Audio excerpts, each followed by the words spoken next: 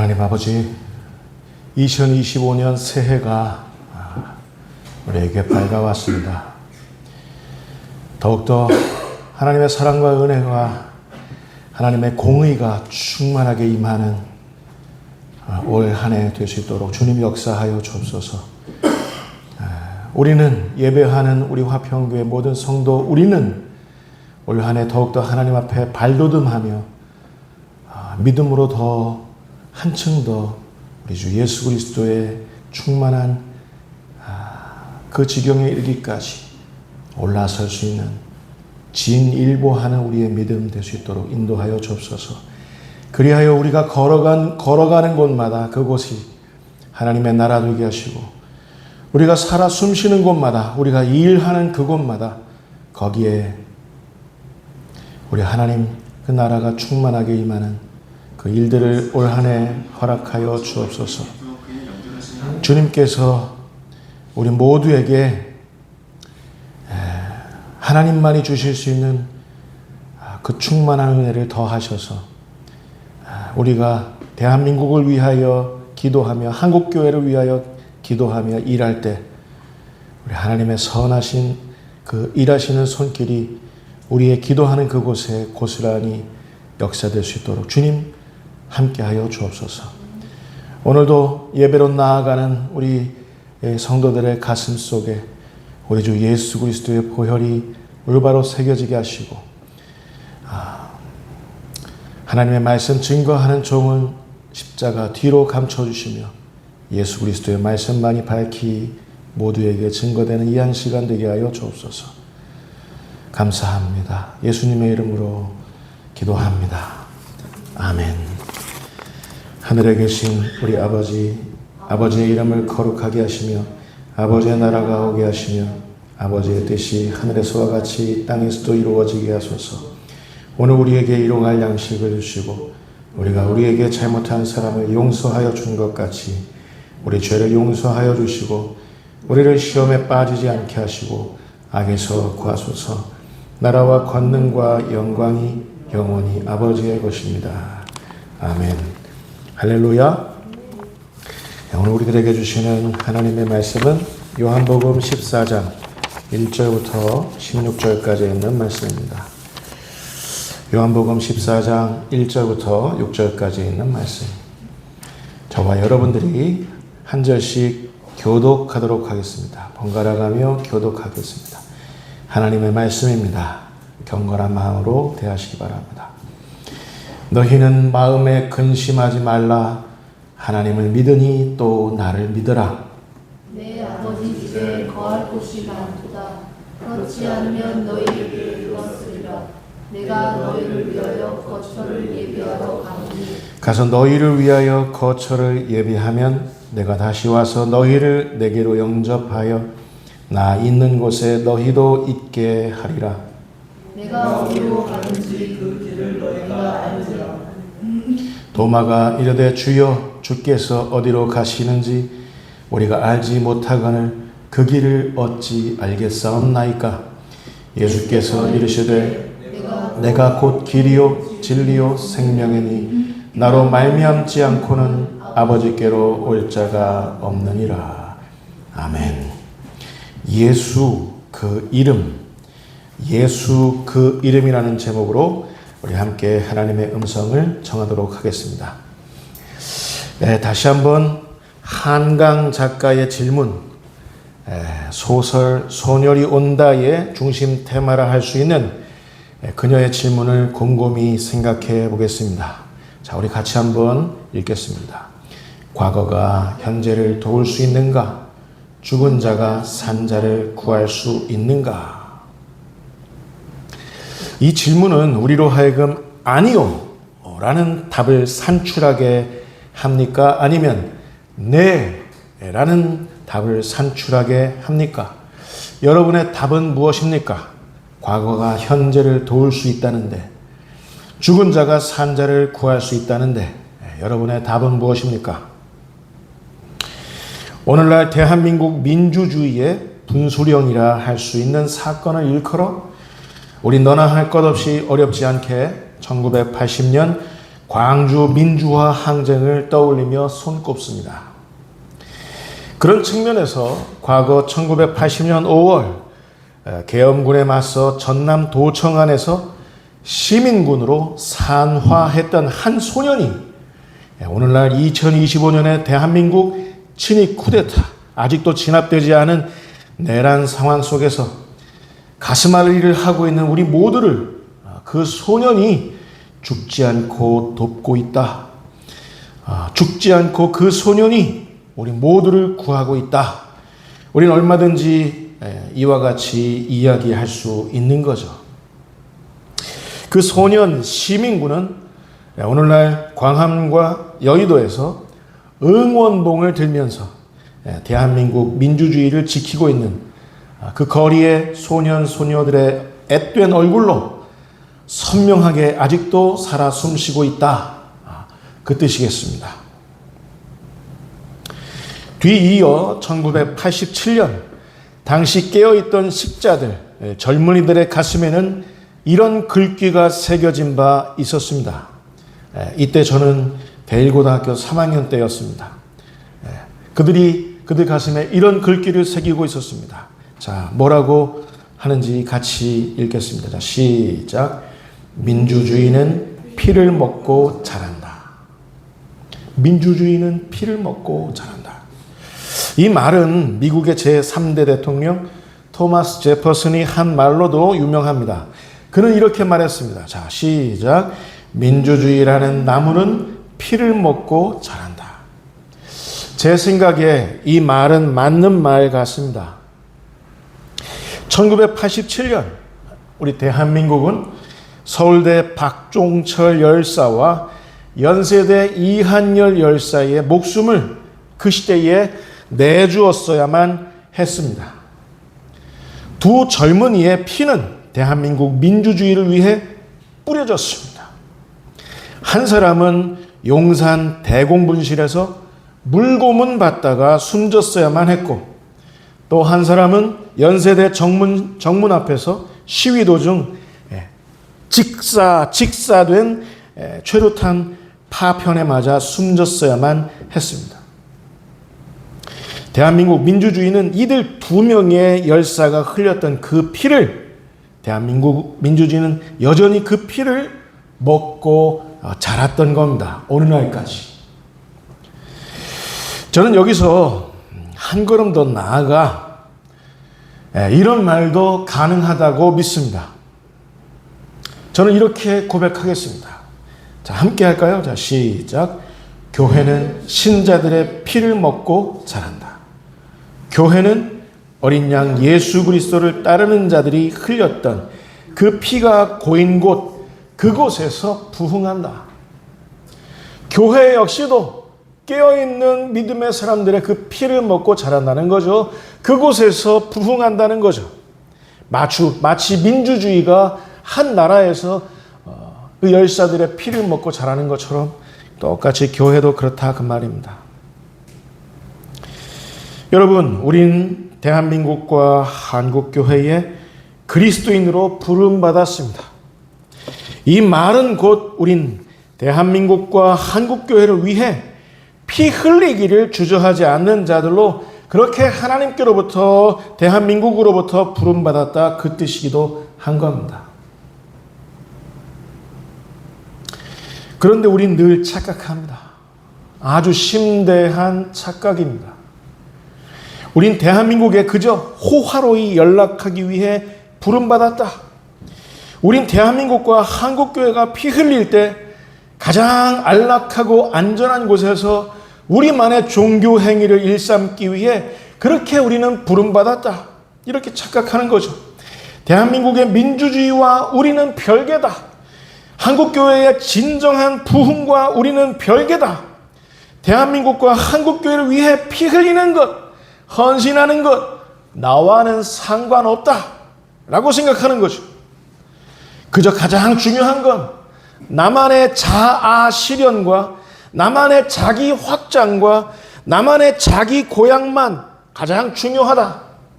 내가 잘 되는 것 중요하다. 내가 잘 먹는 것 중요하다. 내가 많은 사람들의 이목을 끌고 높은 곳에서 사는 것이 중요하다. 이게 가장 중요하다. 이렇게 생각하는 거죠.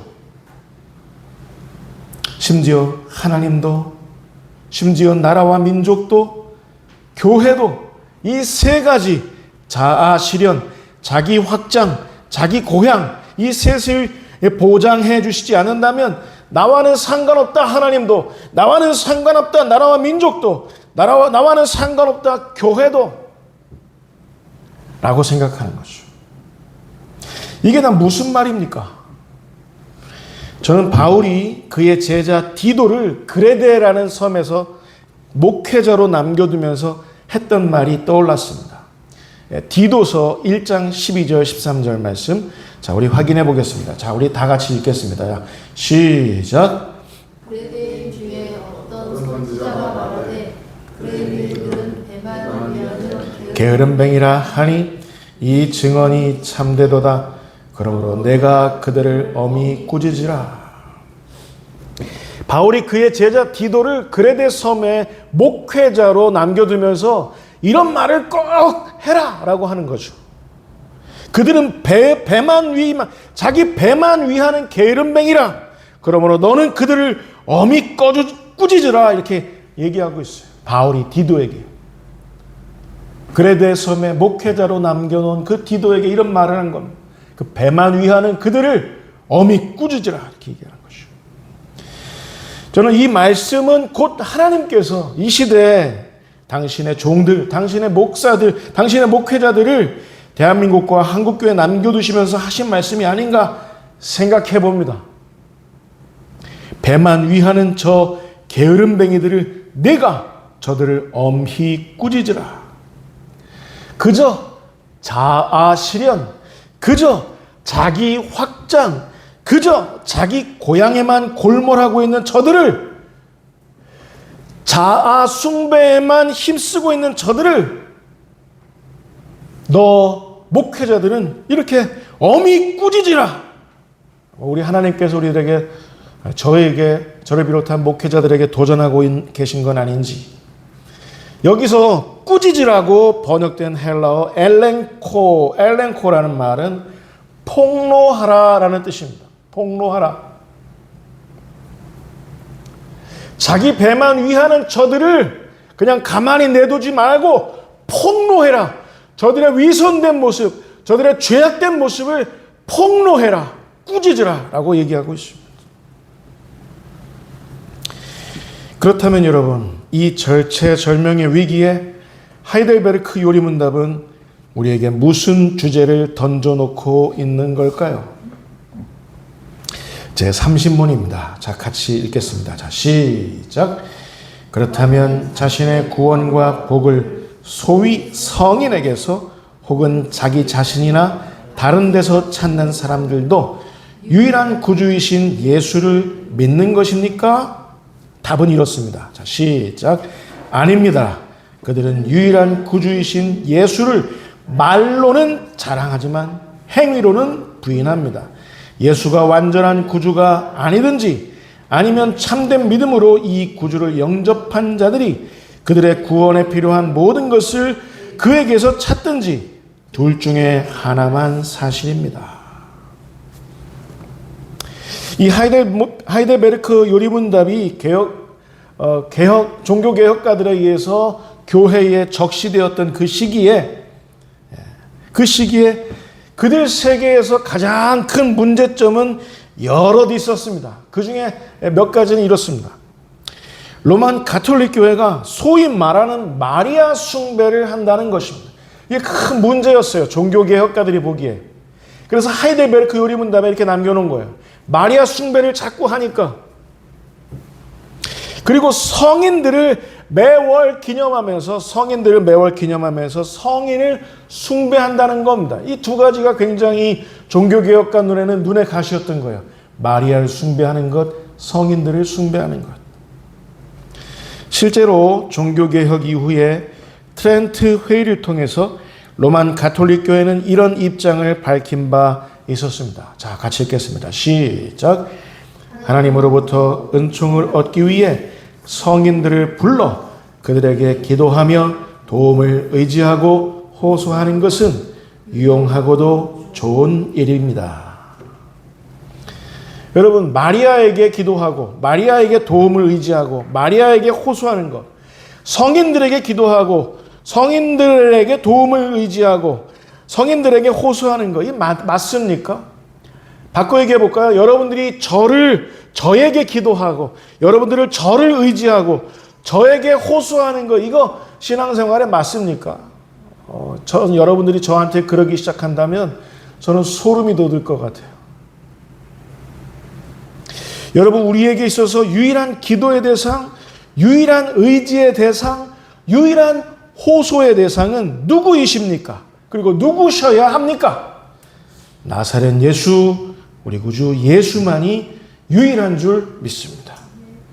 여러분, 묻겠습니다. 예수님의 어머니 마리아는 사람을 낳았습니까? 아니면 하나님을 낳았습니까? 여러분, 한번 대답해 보세요. 마리아는 사람을 낳은 건가요? 하나님을 낳은 건가요? 예수님은 그저 우리를 구원하시기 위해서 참 하나님이심과 동시에 참 인간의 모습으로 성령으로 동정녀의 몸에서 태어나셨던 것 뿐입니다. 이 길밖에 없었어요. 성령으로 동정녀 마리아의 몸에서 태어나셨어야만 했습니다. 참 하나님이심과 동시에 참 인간의 모습으로.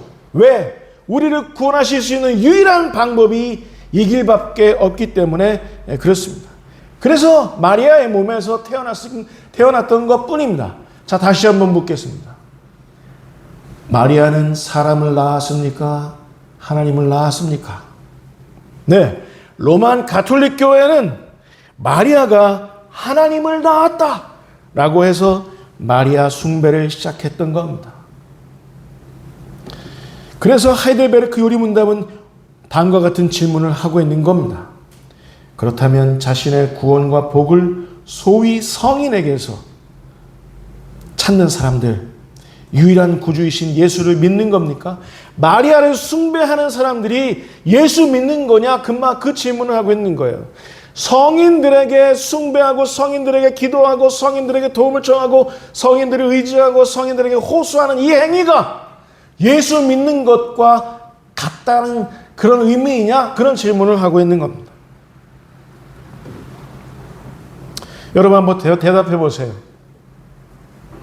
자, 다른 거 다 양보해도 로만 가톨릭 교회에 이거 하나만큼은 양보할 수 없는 거죠. 마리아를 숭배하는 것, 성인들을 숭배하는 것. 저는 생각합니다. 로만 가톨릭 교회가 이런 심대한 약점이 있지만 로만 가톨릭 교회가 마리아 숭배를 했던 것 못지않게, 아니 그 이상으로 저들이 성인들을 추앙하며 숭배했던 것 못지않게, 아니 그 이상으로 현재 개신교, 한국교회 보수 교단에 널리 퍼져 있는 신종 우상 숭배가 더 위험하다 저는 믿습니다. 목회자들마저, 평신도 지도자들마저 자아 실현에만 골몰해하고 있습니다. 자기 확장에만 골몰하고 있습니다. 자기 고향에만 혈안이 되어 있습니다. 자아 숭배가 그것입니다. 예수님은 저 예루살렘에서 더 변두리 더 구석진 곳에서 일하시고 거기서 하나님의 나라를 설파하시고 거기서 병든 자들을 일으키시고 하셨는데, 오늘날 대한민국 보수교단의 목회자들이라는 사람들이 더 높은 곳, 더 유명한 곳, 그곳을 찾고 있다라는 사실이에요. 평신도들도 그런 곳에서 신앙생활 하기를 골몰한다라는 거예요. 신종 자아 숭배가 그것입니다. 이런 사람들은 대한민국 민주주의와 한국교회의 존엄함이 친위 구데타 속에서 내팽겨쳐져도 자기 일이라고 생각하지 않습니다. 나 몰라라 합니다. 벙어리 개가 됩니다.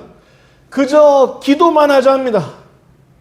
주여 주여 도와주소서. 그런데 우리 교회의 이 휘황찬란함은 포기하지 마소서. 주여 우리를 도와주소서. 그러나 우리가 갖고 있는 이 기득권만큼은 놓치지 않게 하소서. 너무 순진하지 않습니까? 이들에겐 자기 자리, 자기 위치, 자기 밥그릇이 곧 하나님입니다. 여기에 도전하면 빨갱이가 되는 거예요. 여기에 도전하면 빨갱이가 되는 거예요. 오늘날 여운형 같은, 주기철 같은 독립운동가요, 사상가요, 목회자가 없다는 사실에 저는 개탄에 맞지 않습니다. 개신교 신자들은 또 어떻습니까? 김장환, 김삼환, 이영훈, 오정현, 심지어는 전광훈, 이런 목회자들 개개인이 예수님이나 마찬가지입니다. 이들의 말이라면 꿈뻑 죽습니다. 복음보다도 더 앞에 두고 심취합니다. 이른바 목회자 숭배가 그것입니다. 자아 숭배하거나 목회자 숭배하거나. 한국교회 보수교단의 자화상이 이렇게 꼴불견이 되어버렸습니다. 여기에 무슨 민주주의가 있고, 여기에 무슨 나라와 민족의 안위가 있고, 여기에 무슨 하나님의 나라가 있을 수 있겠습니까?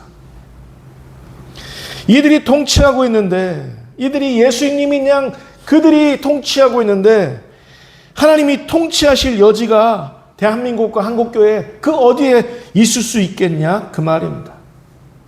이들의 권위에 도전하면 김장환, 김삼환, 이영훈, 오정현, 전광훈, 이들의 권위에 도전하면 그들이 곧 빨갱이가 되는 거예요. 빨갱이. 이런 어이없는 자화상이 지금 일어나고 있다 그 말입니다. 자아 숭배, 목회자 숭배가 자리한 한국교회 보수교단의 미래, 여러분 과연 괜찮을까요? 아무튼 하이델베르크 요리문답으로 고민했던 종교개혁가들, 그들은 오늘날 우리들에게 이렇게 날카롭게 질문하고 있습니다. 나의 구원, 나의 복, 예수님 말고 다른 데에서 찾는 것, 우상들에게서, 목회자들에게서, 나 자신에게서 찾는 것, 그거 정말 괜찮은 거냐고, 그렇게 하는 게 예수 믿는 거냐고 오늘날 우리들에게 묻고 있는 겁니다. 여러분은 정말 괜찮은 겁니까? 우린 정말 괜찮은 겁니까? 요한복음 14장 6절 말씀 보겠습니다. 요한복음 14장 오늘 본문의 6절 말씀 보겠습니다. 시작.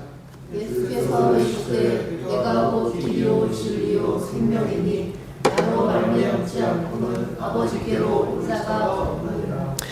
예수님을 길로 삼지 않고는, 예수님을 진리로 삼지 않고는, 예수님을 생명으로 삼지 않고는, 예수님 외에 다른 방법으로는 하나님께로 나아갈 방법이 다른 그 어떤 무엇이 있지 않다라는 그 말씀입니다. 예수님 외에 구원과 복에 이르는 그 길, 그 진리, 생명 어디에도 있을 수 없다 그 말입니다. 생각해보면 대한민국이, 이 나라 전체가, 생각해보면 이 한국교회가 예수님 외에 하나님께 이르는 그 길, 다른 데서 우리 모두가 다 찾고 있는 건 아닌지 여러분 한번 뒤돌아봐야 할 일입니다. 여러분 기억하십시오. 믿음의 세계에서는 회색 지대가 있을 수 없습니다. 예수님을 의지하고 또 다른 어떤 무엇을 의지하고, 예수님을 의지하고 나 자신을 의지하고, 예수님을 의지하면서 다른 어떤 누구를 의지하고 라는 건 있을 수 없다. 그건 바로 회색지대에 거하는 그 모습이다 라는 사실이죠. 검든지 희든지 둘 중 하나일 뿐입니다. 나 자신을 하나님으로 삼아 거기서 검게 살든지, 아니면 구주 예수, 그분을 나의 구주, 나의 하나님으로 삼아서 그분을 나의 유일한 길, 나의 유일한 진리, 유일한 생명으로 삶아서 거기서 하얗게 살든지 둘 중 하나입니다. 목회자를, 우상을, 내 돈을, 내 명예를, 그것을 하나님으로 삼아서 거기서 검게 살든지, 구주 예수, 그분을 하나님으로 믿고 구주 예수에게서만 구원과 복에 이르는 그 길, 그 진리, 그 생명을 찾든지 둘 중 하나다, 그 말입니다. 뒤에 말씀드린 그 내용, 그 후자가 아니면 구원과 진정한 복은 있을 수 없습니다. 만약에 그렇게 계속 살아가다간 우리의 믿음은 가짜다, 그 뜻입니다. 여러분 잊지 마십시오. 제가 이 말씀 많이 드리는데 따라서 해보실까요? 결핍된 믿음은 믿음이 아닙니다. 다른 거 다 괜찮은데 나의 배만 위한다? 다른 거 다 괜찮은데 한국교회의 존엄함을 지키는 일에는 관심이 없다? 다른 거 다 괜찮은데 나라와 민족의 안위에는 관심이 없다? 다른 거 다 괜찮은데 그저 뜨뜻미지근하다? 미온적이다? 나만 괜찮으면 된다? 나만 잘 되면 된다? 나만 고양되면 된다? 나만 확장되면 된다? 결핍된 믿음은 믿음이라 할 수 없다, 그 말입니다. 예수님으로 말미암는 그 믿음은 예수님을 따르는 믿음입니다. 왜 제 생각에 이 어설픈 게 가장 큰 문제예요. 제 생각에 이 섣부른 게 가장 큰 자충수라, 그 말입니다. 요즘 우리 한국교회가 그렇습니다. 어설프게 흉내내고 섣부르게 흉내내고 어설프고 섣부르게 예배하고 어설프고 섣부르게 하나님의 나라를 바라보고 어설프게 섣부르게 설교하고 어설프게 섣부르게 나라와 민족의 안위를 위하고 이 섣부르고 어설픈 게 이 문제입니다. 믿음일 수 없다, 그 말입니다. 결론입니다.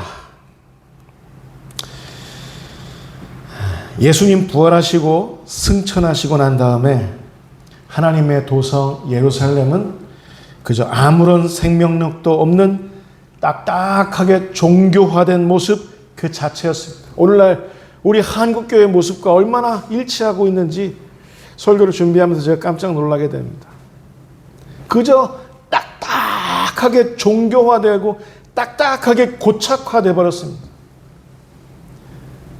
우리만 이 호화로운 예배당에서 우리만 이 어마어마하게 큰 권력을 행사하면서 우리만 잘 되면, 우리만 예배하는데 지장 없으면, 우리만 헌금 거는데 지장 없으면, 여기만 되면, 이것만 확보되면 괜찮은 거예요. 딱딱하게 종교화되어 있으니까. 예수님 부활하시고 승천하시는데 예루살렘은 그 어떤 감흥도 없었습니다. 로마 제국의 휘화, 위성 도시로서 그들만의 종교성만 보장된다면 그저 안심했습니다. 그들 가슴팍에 그 어떤 하나님의 나라도 찾을 수 없었던 도성 예루살렘이었습니다. 로마 제국의 노예로 살아도 괜찮아요. 그들만의 종교가 확보되기만 한다면.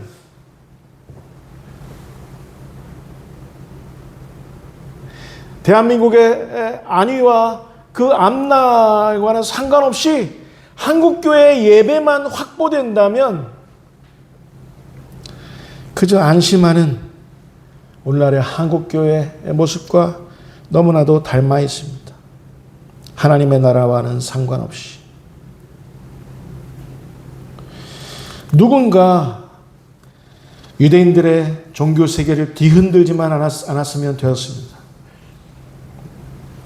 나사렛 예수, 유대인의 왕이라고 일컫던 목수의 아들을 그들이 십자가에 못 박아 그들 말로 척결했으니 이제 안심이었습니다. 예루살렘의 거민들은 모두가 다 예수님을 십자가 못 박아서 척결하니까 다 안심할 수 있었어요. 그래서 예수님의 제목이, 십자가에 못 박히신 예수님의 제목이 뭐였냐면 나사렛 예수, 유대인의 왕. 우리의 왕 아닙니다. 로마 제국이여 오해하지 마십시오. 우리의 왕이 아닙니다. 이 괴수는 죄인의 모습으로 우리가 못 박습니다. 이걸로 우리가 로마 제국의 위성 도시인 것, 이걸 증명할 수만 있으면 우리가 예수를 십자가에 못 박습니다.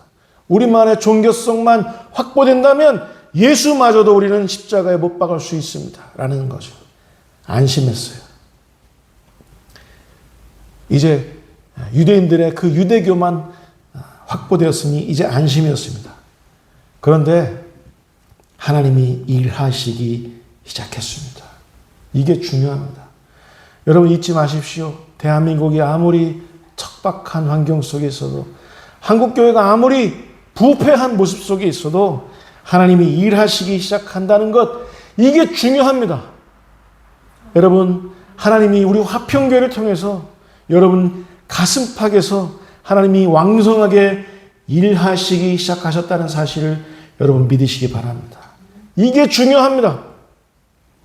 온통 예루살렘 도성이 종교화되었을 때 하나님이 일하시기 시작하셨습니다. 예루살렘 성전 미문에서 있었던 일입니다. 예수님의 수제자 베드로를 통해서. 사도행전 3장 6절 10절까지 주목하시면서 우리 같이 읽겠습니다. 시작. 베드로가 이르되 금과 금은 내게 없거니와 내게 있는 이것을 내게 주노니 나사렛 예수 그리스도의 이름으로 일어나 걸으라 하고 오른손을 잡아 일으키니 발과 발목이 곧 힘을 얻고 뛰어서서 걸으며 그들과 함께 성전으로 들어가면서 걷기도 하고 뛰기도 하며 하나님을 찬송하니 모든 백성이 그 걷는 것과 하나님을 찬송함을 보고 그가 본래 성전 미문에 앉아 구걸하던 사람인 줄 알고 그에게 일어난 일로 인하여 심히 놀랍게 여기며 놀라니라. 예루살렘 거민들이 예수님을 십자가에 못 박아서 척결하면서 이제 끝난 거다. 우리 이제 모든 게 다 안정되었다라고 생각했는데 그 순간에 예루살렘 성전 미문으로 드나들던 베드로가 한 사람을 보게 됩니다. 날 때부터 안진뱅이가 되어서 그 미문에 앉아 구걸하던 그 안진뱅이를 보게 된 겁니다. 나에게 뭐 줄 것이 있는가? 안진뱅이가 이렇게 쳐다보는데 베드로가 보니 그 속에 믿음이 있는 것을 보고 당신은 나한테 동전을 구하지만 당신은 나한테 돈을 구하지만 나는 그건 없고 내게 있는 것, 유일한 그 이름, 예수 그 이름, 구원의 이름, 당신을 그 안진뱅이의 그 현실에서 일으키실 수 있는 그 구원의 이름, 곧 나사렛 예수 그리스도 이름으로 일어나 걸으라 하니까 어떻게 됐어요? 그 안진뱅이가 일어나서 걷기도 하고 뛰기도 하며 하나님을 찬양하기 시작했습니다. 예수만 죽이면 됐을 거라고 생각했는데 다시 한번 하나님의 역사가 일어나는 겁니다.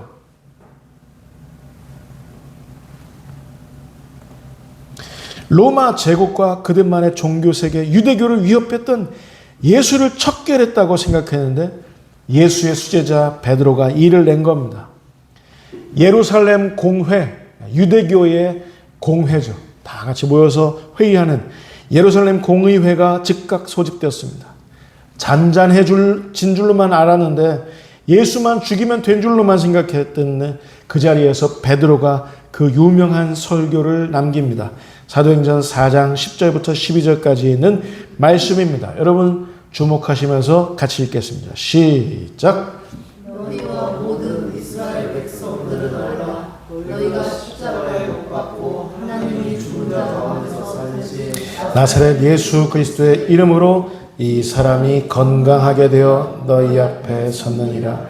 이 예수는 너희 건축자들의 버린 돌로서 집 모퉁이의 머릿돌이 되었느니라. 다른 이로서는 구원을 받을 수 없나니 천하 사람 중에 구원을 받을 만한 다른 이름을 우리에게 주신 일이 없음이라 하였더라. 예루살렘 거민들이요, 예루살렘 공회 여러분들이요, 당신들은 예수를 십자가에 못 박아 척결했다고, 그것으로 끝이었다고 생각했지만 당신들은 그 예수를 버린 돌로 취급해서 버려버렸지만 하나님은 그 예수를 이 예루살렘 성전의 머릿돌로 삼으셨고 당신들은 예수를 죽였지만 예수 그 이름으로 이 성전 미문에 앉아서 늘 구걸하던 이 사람은 그 예수 그 이름이 이 사람을 구원했노라고 증언하고 있는 거예요. 처형하면 됐을 줄로만 알았죠. 그러나 하나님은 예수 그 이름으로 하나님의 역사를 일으키시기 시작하셨다라는 사실입니다. 여러분, 사람들은 생각할 겁니다. 한국교회 이름을 밖에 나가서 짓밟으면 이제 괜찮을 거라고 생각할 수도 있겠습니다. 그러나 짓밟혔던 그곳에서 진정한 그리스도인들이 그들의 수고와 땀과 눈물과 피를 흘림으로써 그곳에서 한국교회를 다시 부흥케 하는 하나님의 역사를 우리 하나님께서는 다시 일으키실 줄 믿습니다.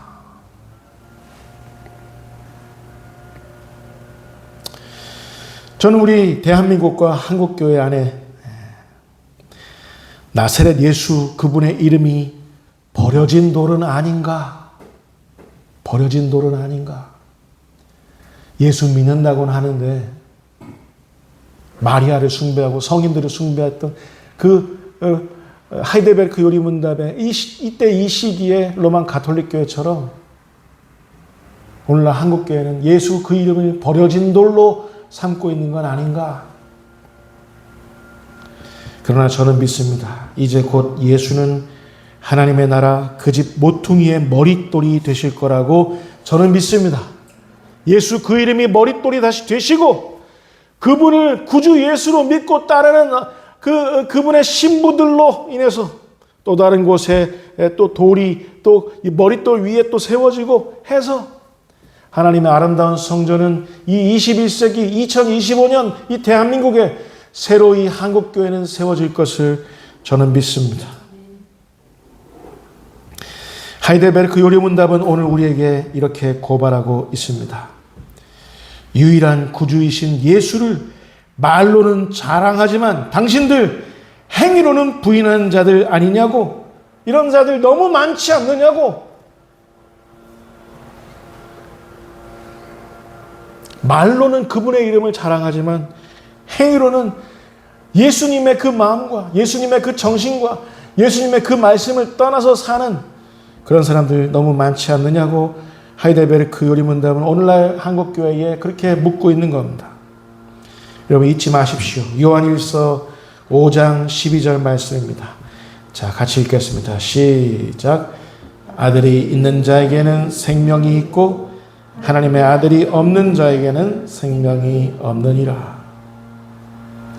여러분 오늘 한국교회는 아들 예수 그 이름이 있습니까? 오늘 예수 믿는다고 하는 화평교회 여러분들에게는 예수 그 이름이 있습니까? 만약에 그 이름이 있다 한다면 생명이 있는 줄 여러분 믿으시기 바랍니다. 예수 그 이름으로 하나님의 생명이 충만한 그렇게 해서 2025년을 시작하시는 저와 여러분 우리 화평교회 성도 여러분 모두 다 되시기를 주님의 이름으로 축원을 드립니다. 기도하겠습니다. 하나님 아버지 예수 그 이름의 구원에 이르는 그 길, 그 진리, 생명이 있음을 믿습니다. 다른 데에서 찾지 않겠습니다. 목회자에게서 찾지 않겠습니다. 어떤 정신의 어떤 이데올로기에서 찾지 않겠습니다. 어떤 우상에서 찾지 않겠습니다. 나의 돈, 나의 명예에서 찾지 않겠습니다. 예수 그 이름, 그 이름에 구원과 복에 이르는 그 길, 그 진리, 그 생명이 있음을 믿고 2025년을 새롭게 시작하는 우리 모두 다 될 수 있도록 주님 역사하여 주옵소서. 감사하고 우리 주 예수 그리스도 이름으로 기도하옵나이다. 아멘.